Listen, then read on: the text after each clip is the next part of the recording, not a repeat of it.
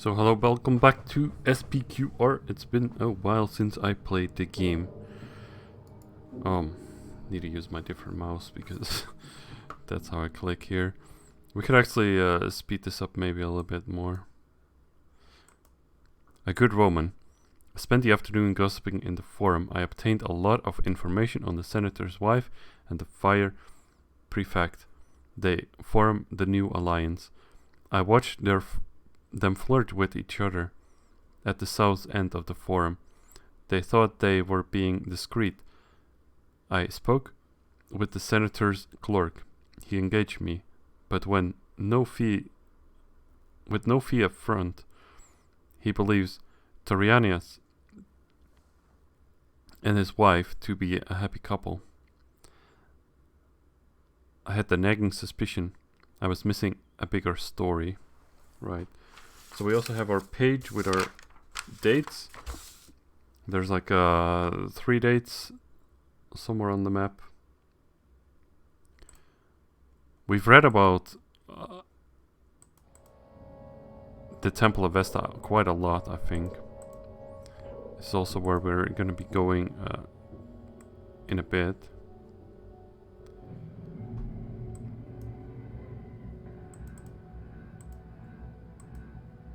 Right.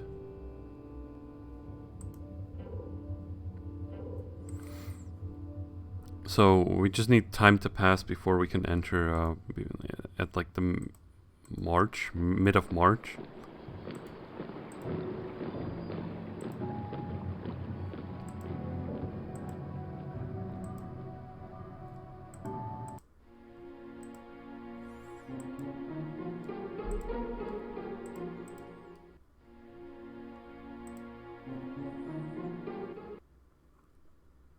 Interesting stuff.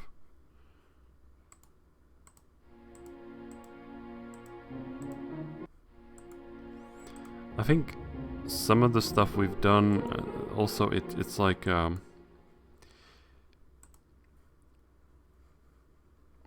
map of Rome. Some of the stuff we've done is not quite related to like timestamps. So as soon as time will continue, we might open more letters here. But we've done quite a bit already of like story stuff. Like we've been in here, we figure out Sinister is like that. So like all we need to do now is just wait for time to pass. And as we're waiting for time to pass, we're gonna be collecting information by reading, right?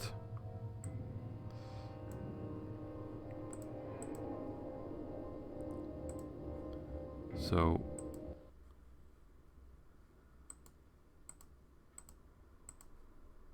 okay, that's not where you click to get the information. So maybe we could read a bit more about the emperors, because I've pretty much only read about Julius Caesar, right? Augustus established a new order of Sol. I think I've read this as well. Because it popped up at some point. The new order.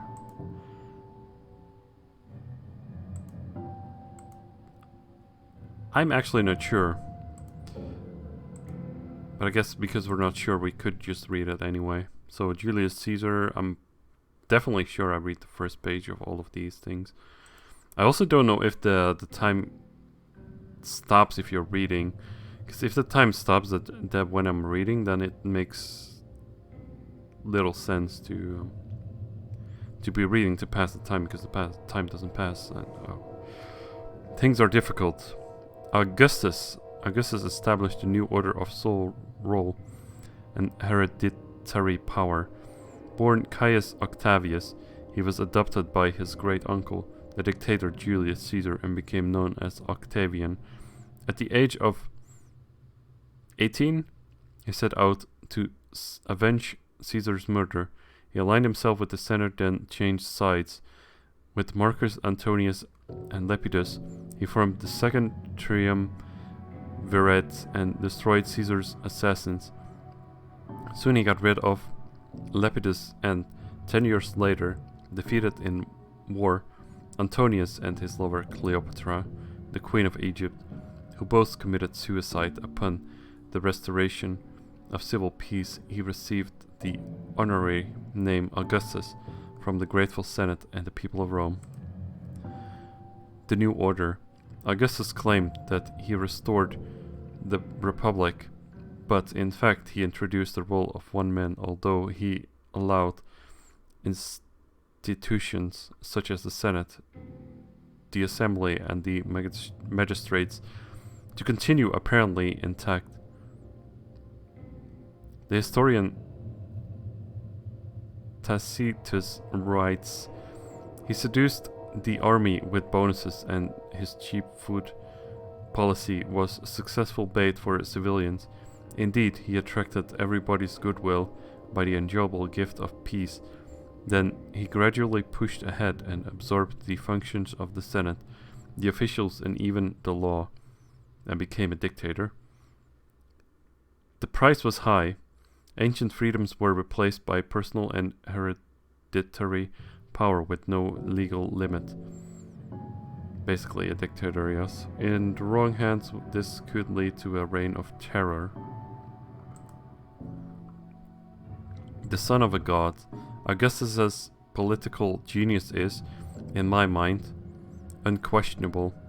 He seized the appearance of a comet to declare Julius Caesar a god.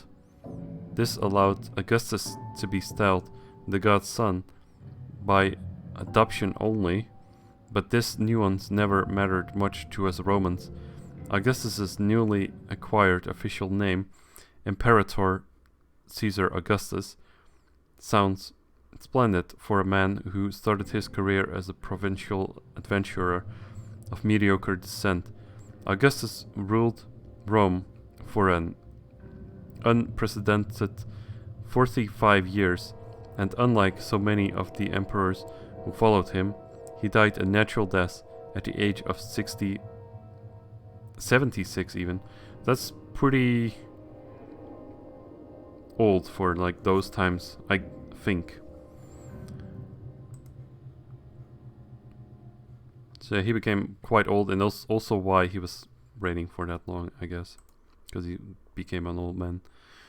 I don't think the time advances as I'm reading this, so I would think this episode is just about reading. Maybe the next one, I'm gonna speed it up until... I also can't do that, because then I'm missing out on the letters. So I'm a little bit confused at how am I supposed to do this. The best thing would be just to splice some stuff together, but I don't really want to do that either. So, a city of marble. Augustus liked to compare his rule with the Golden Age, and the great poets of his court wrote so at his bidding. Through his friend Maecenas, a patron of letters, Augustus attracted the best and the brightest to form a circle of admirers to celebrate his achievements. He also embarked on an ambitious building program so that he could proudly observe shortly before death that he inherited a city in wood but left behind a city in marble. Augustus lived an ostentatiously modest private life, though, as if to justify that he was merely a primus inter pares, first among equals, and he loved playing dice. Tiberius. It was hard to follow in the footsteps of Augustus, especially given the character of his successor and adopted stepson, a middle-aged man at the time of his accession. Tiberius possessed enough military fame and experience, but also a brooding, almost morbid temperament, not well suited to the exercise of extreme power. He resented the influence of his mother Livia and was jealous of his nephew Germanicus, who enjoyed great popularity with the masses. At Germanicus's untimely death, it was rumored that Tiberius had ordered him to be poisoned. It was also under Tiberius that the founder of the Christian sect was crucified in Judea. His arch is near the Temple of Saturn. Yeah, I'm pretty sure time doesn't go on. Reign of Terror. Tiberius. This was already predicted by like a couple of pages back, right? Reign of Terror. In the wrong hands it could lead to a reign of terror.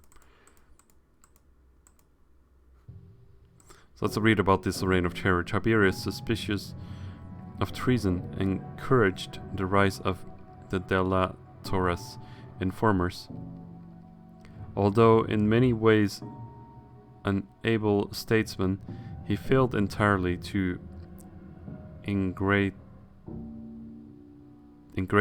himself with the Senate and the people. Finally, he left Rome in disgust with the island of Capri, where he led a life of incredible debaucheries, details of which I even find shocking. He delegated most of his power to the Praetorian prefect Sejanus. Sejanus had imperial ambition of his own and tried to destroy all of Tiberius's possible heirs, which ultimately led to his own downfall and death. Caligula. Caligula means little boots. It was an endearment given to him by his father's soldiers, among whom he spent his early childhood. He was adopted by Tiberius as the only surviving son of Tiberius's nephew Germanicus. Caligula's accession was greeted with enthusiasm, quickly followed however by disappointment and then fear. Caligula's crimes far surpassed those of his predecessor. He expressed a wish that the Roman people had only one head, so that he could cut it off with only one stroke.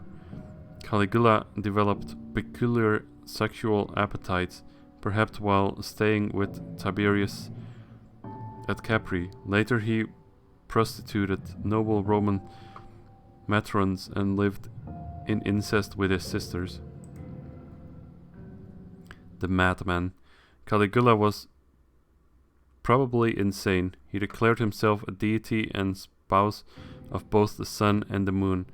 He made an expedition against the Germans, whom he never met in the field, but ordered his troop to cut down trees as if slaughtering the enemy, and then celebrated his triumph upon his return to Rome. I'm not stupid.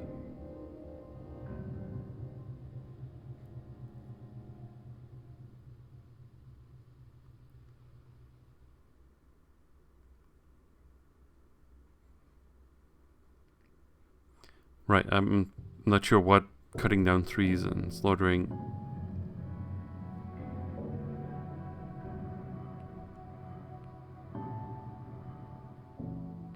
I don't know what that exactly means then.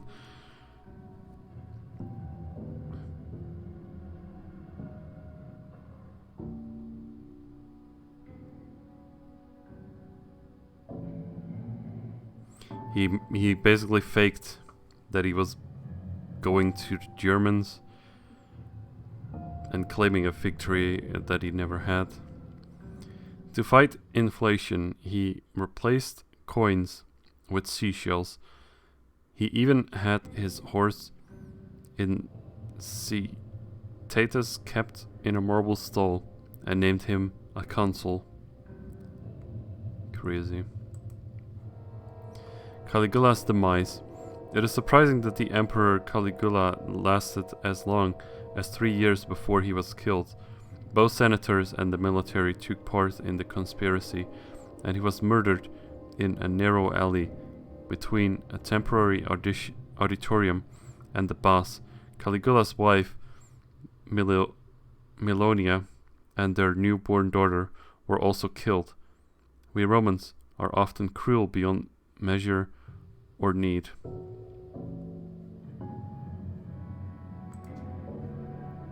Claudius. The Praetorian Guard staged the accession of Claudius. He was Caligula's uncle, but seemed reluctant to accept the purple. Claudius was a scholar and student of history who survived through Tiberius's and Caligula's reign by playing the fool. The story is that he was hiding behind a curtain when the Praetorians found him, carried him to their camp and forced the Senate to accept him as emperor. Perhaps to improve his public image, Claudius invaded Britain, where he spent 2 weeks while his general proceeded to conquer the land. Claudius's weakness. During the 13th year of his rule, Claudius worked to improve the government of the empire, but he was often still seen as a pawn in the hands of his wives and the freedmen of the palace.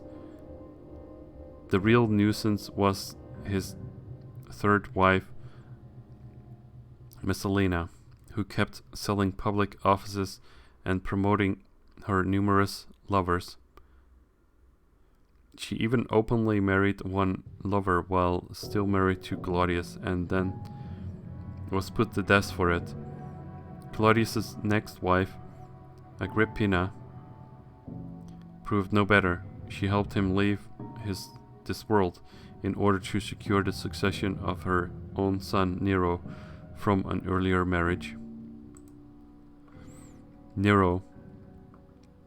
Where was I at the age of 17? Not ruling Rome, that's for sure. Nero was emperor at that age. He never quite figured out whether he wanted to be an artist or a murderer, so his reign was full of both bloodshed and art.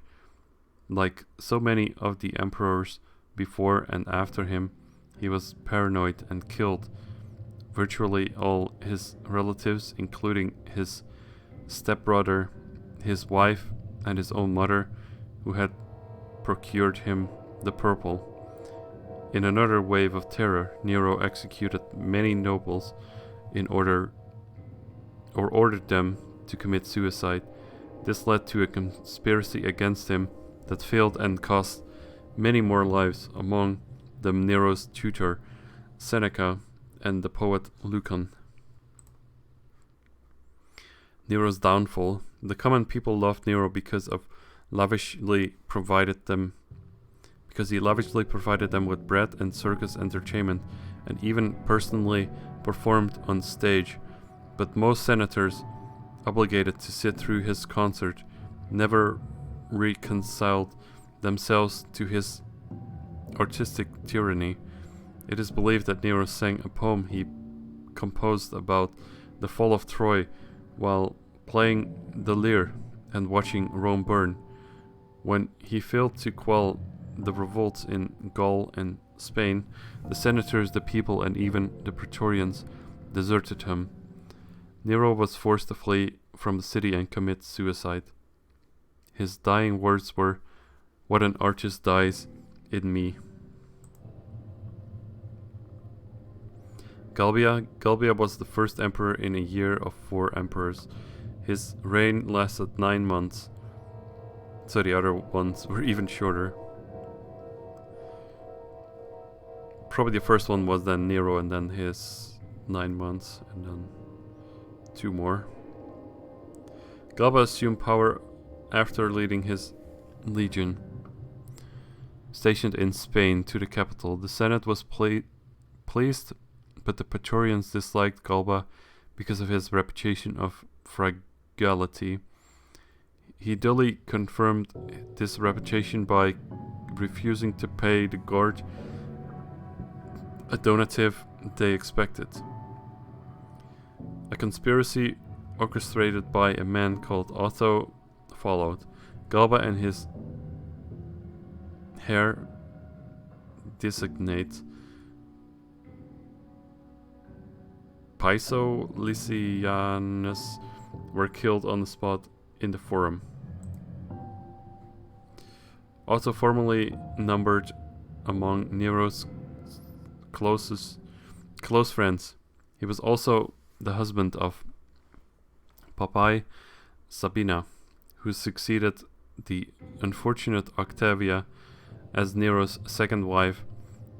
Immediately upon his accession, Otto had to confront Vitellius, a rival for the purple, who had led a revolt against Galba in Germany. Vitellius won the day. Otto was never regarded as an heroic figure, but he surprised even those who knew him well by committing an heroic suicide to prevent the further spread of civil war.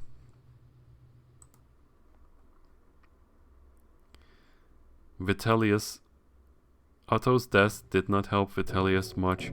Even though he managed to take control of Rome, he was most renowned for his gluttony and sycophancy, and proved increasingly inept. The army fighting an insurrection in Judea proclaimed their commander Vespasian to be emperor.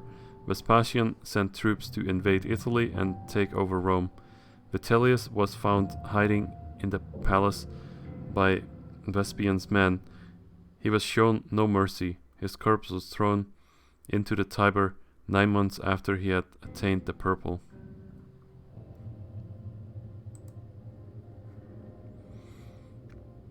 Vespasian. By practice of strict economy, Vespasian succeeded in restoring the state finances, depleted by Nero and by civil war. He was intelligent in his dealings with the Senate and tried to avoid the atrocities and previous reigns. Still, when the Senate made it clear that they resented Vespasian's wish to establish a dynasty of his own, he did not flinch, but declared, "You will be ruled by my sons, or no one of you will remain to be ruled." On the lighter side, Vespasian was capable of a joke. After taxing public toilets and being reproached for it, he replied, "Money doesn't smell." So I guess that's where the saying comes from. Passed to power. The first of his family to attain senatorial rank, Vespasian offset his lack of prodigy with a remarkable military career. He took part in the conquest of Britain and was appointed by Nero to quell the Jewish revolt against Rome. It is believed by some that a condemned Jewish prisoner of war predicted Vespasian would obtain the imperial purple. Vespasian supposedly kept the prisoner in chains until the prophecy came true, and later counted him among his friends. Vespasian did not lose his sense of humor until the very end. Struck by a fit of what proved a terminal illness, he observed, "Alas, it seems that I'm becoming a god." Right. Titus. Although frowned upon by many in the years of his youth for his love of pleasures, Titus earned much respect during his short reign and was even called the joy and consolation of the human race. Serving as his father's second in command, he captured Jerusalem and destroyed the temple of the Jewish god. The terrible eruption of Vesuvius occurred during his reign, burying the cities of Pompeii and Herculaneum. Titus made every effort to help the victims, but he died unexpectedly at the age of 42 of a fever in the same villa on the Sabine hills where his father died. Right, so 42, that's a lot more common age, I would think. Of course, many exceptions, and Time doesn't go when you read things. Domitian's reign seems opposite of that of his brother Titus. He was the first emperor since Augustus to raise the salary of the soldiers and thus gained the favor of the army, despite several defeats suffered against the Dacians. But even the support of the military does not warrant the emperor's survival if the senators feel ignored, abused, or harassed. Domitian tried to fight bribery and corruption, and he proved a stern taskmaster in running the provinces. He was also a bloody tyrant who killed many people and drove even his closest associates, including his wife, to conspire against him and murder him in his own chamber. Nerva. Only the Praetorians mourned Domitian. They rose up against the new emperor, Nerva, who was the choice of the Senate, and virtually imprisoned him in the imperial palace. But this 61-year-old man proved shrewder than Galba and calmed them down by his promise to adopt the popular general Trajan and designate him as his heir. Nerva's tolerance may be explained by his own experience of terror under Nero and Domitian. Cynical and weary of life, he died of a fever after ruling for 16 months. So yeah, he was pretty old when he... But he made sure that someone else was following him, which was Trajan. Trajan was called Optimus Princeps, the best of the princes, against whom all are measured. It became customary in the Senate to wish every new emperor to be luckier than Augustus and better than Trajan. Not only a great warrior, he also felt concern for the poor and instituted the alimentary fund to support the orphans.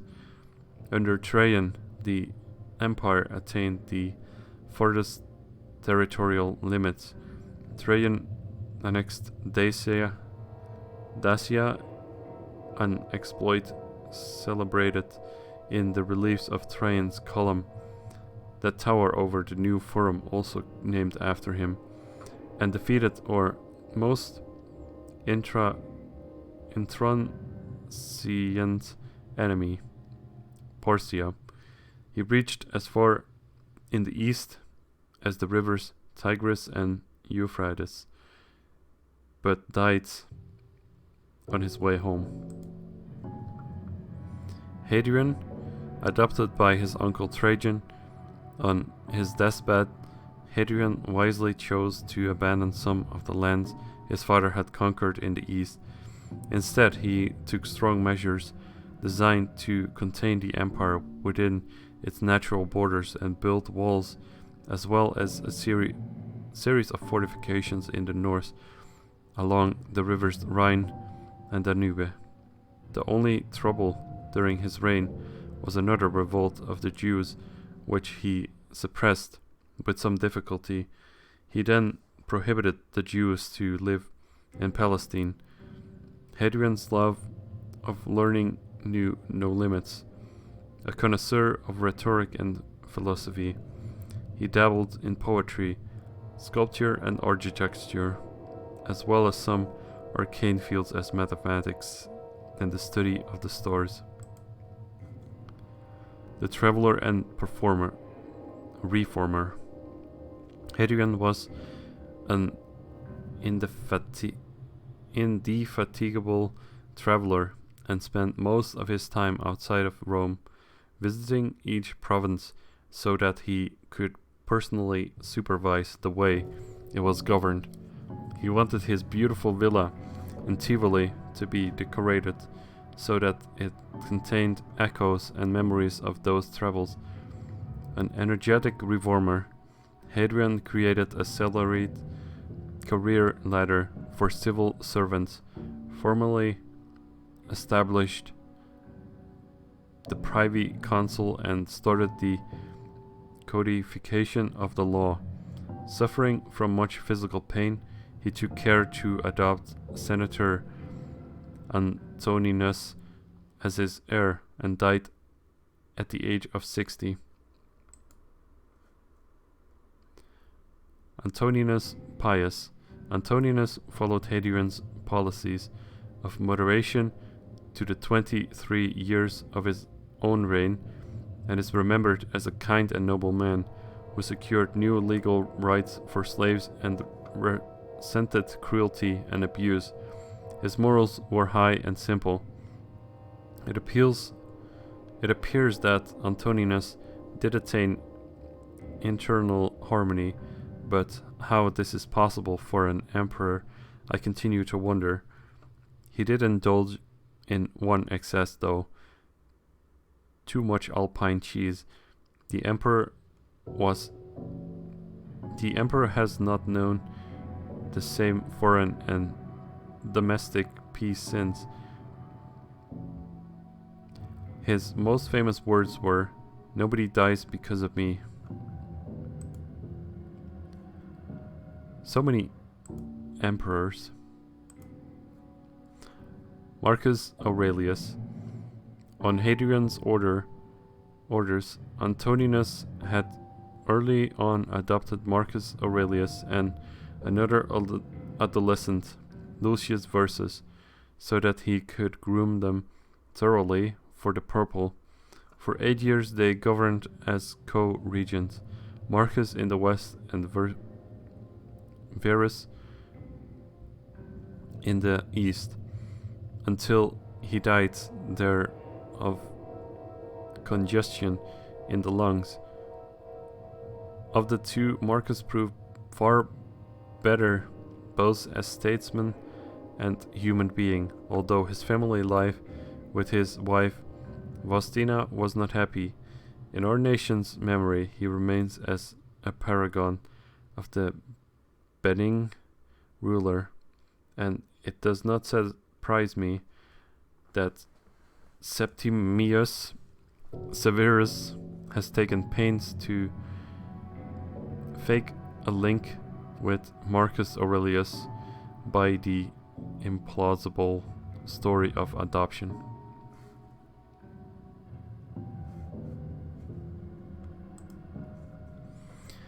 The philosopher emperor, in his meditations, which he wrote in Greek during the rare intervals between military campaigns, Marcus Aurelius says that he began studying philosophy at the age of 3. Stoicism became his favorite school of thought, and he trained his soul as well as his body according to its precepts. Although he preferred wisdom to heroism, the fates made him spend most of his reign on a horse, personally commanding our armies in defense of the frontiers against the Germans who threatened the empire. Lucius Verus, unlike his adopted brother Marcus Aurelius, who paid little attention to personal appearance, Lucius Verus took such pride in his golden hair that he would sprinkle gold dust on it. This show of vanity must have been among the character traits that Marcus alluded to when he wrote of a brother whose natural qualities were a standing challenge to my own self-discipline, at the same time as his differential affection warmed my heart.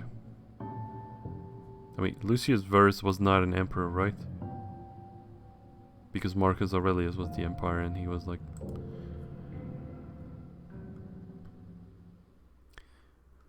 But they were raised together. Commodus. With the death of Marcus Aurelius in the line of good emperors came to an end. Marcus was succeeded by his son Commodus, but he was so different in character from his father that rumors thrived that he may have even been fathered by a gladiator. Commodus reveled in gore and blood, personally fought in the arena dressed as Hercules, and indulged in debauchery and of every description. Commodus neglected the affairs of state except for instilling terror in the senators, many of whom he killed on the charge of treason. For the most part, it was the favorites and strong men who ruled for Commodus. The death of Commodus. A year before Commodus was killed, a sudden fire raged through the city. Rome is only just now beginning to recover from it, thanks to the present Emperor Severus. This fire destroyed the Temple of Peace and the Temple of Vesta. In the aftermath, Commodus renamed the city Colonia Commodiana. By that time, even Commodus's intimates thought it better to get rid of him, first by poison, which he vomited, and then with the help of a hired assassin.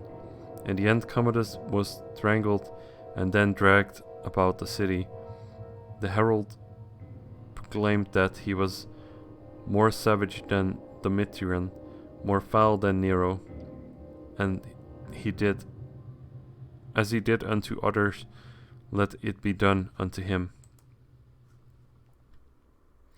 Pertinax, a distinguished elderly general. Pertinax was proclaimed emperor by the state, but the Praetorians grumbled, as they did often do if the choice is not their own. Pertinax promised them a handsome donative, but delayed the payment. He should have learned from Galba's untimely and that this kind of conduct is the speediest way to ruin. If Pertinax had been more intelligent or less stingy, his reign might have lasted more than 86 days. Well, 87 days. Well, it's very, very short.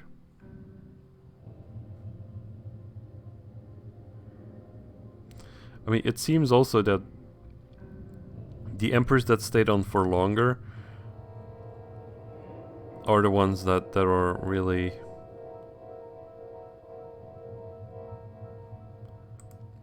well, more prepared than others. Like this one, Marcus Aurelius was adopted to be taught, and then there was like another brother or like adopted brother for like that, and they just,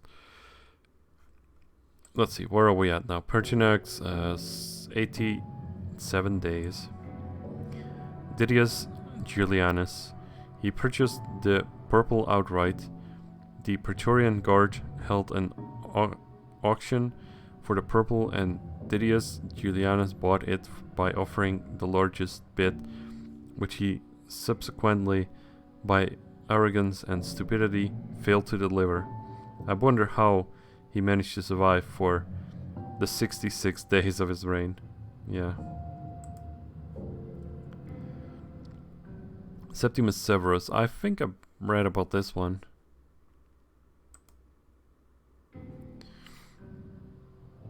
Owning the army boasts his supreme power and a Parthian victory. Septimus Severus raised its salary. He considered the army's loyalty the only important factor in politics. To the senators, despite their wishful thinking, he shows only the barest respect, with a little hypocrisy as he can afford. As little hypocrisy as he can afford. In fact, Severus purged the Senate after his victory in the Civil War, executing 29 senators at once. The present day, another campaign of terror as a result of Plautian's conspiracy, is at this very moment in full swing. the first emperor to station a legion in Italy.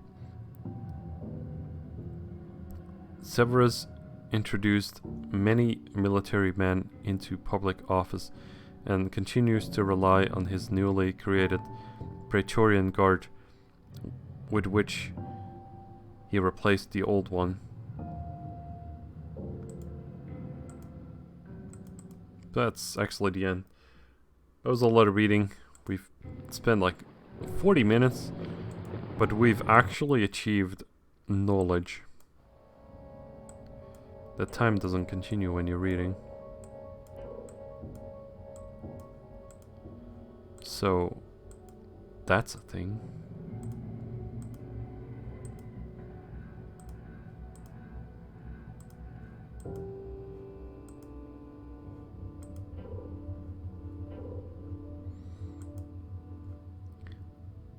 Verania.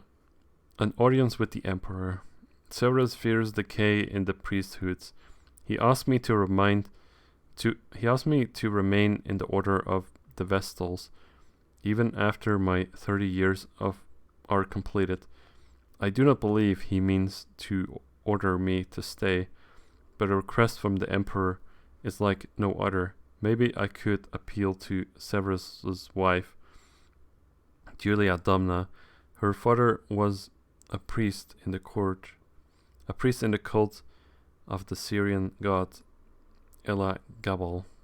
Maybe she would understand.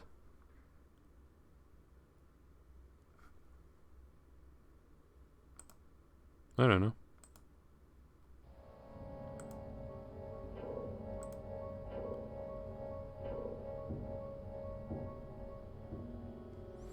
I think I've read pretty much all about Gordian, right?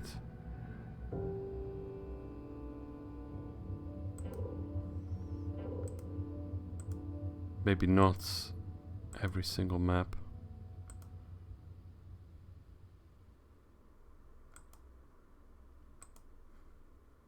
To detail, but that's...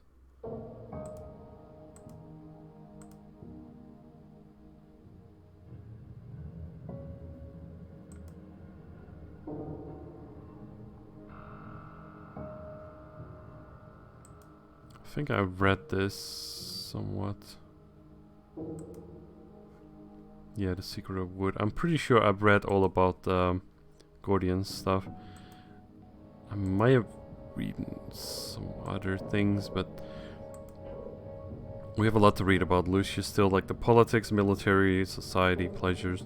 We'll probably do that. Maybe also we're gonna get some time to advance eventually.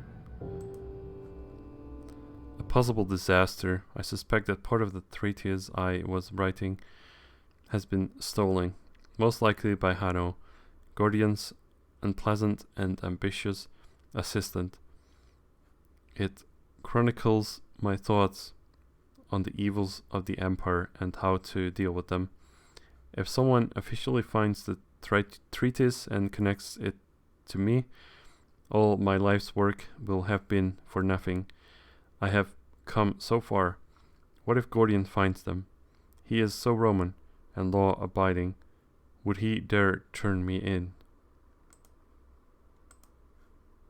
A discovery. My fear of beginnings is founded. I have found a strange and horrible document. The Greek is very bad. The handwriting is unfamiliar. It contains threats to the city. I wonder to whom does this document belong. I found it near Hanno's works table. Is it his, or does it belong to Xanthus? In the current climate, I think it may be best to hide it in a very secure place.